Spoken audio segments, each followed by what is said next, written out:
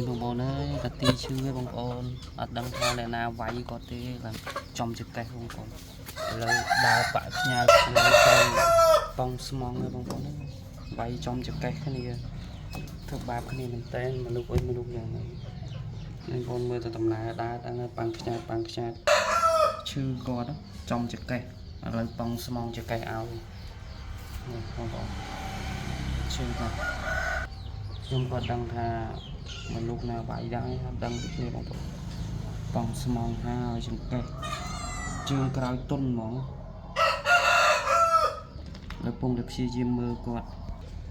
មិនដឹងថាជាអត់ទេអានដល់បងប្អូន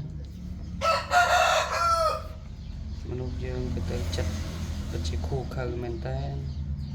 សូម្បីតែសត្វដែលស្លូតក៏តែចិត្តវាយគ្នាដែរពេលចេញក្រៅផ្ទះគេវាយបងប្អូនចេញក្រៅផ្ទះគេវាយគាត់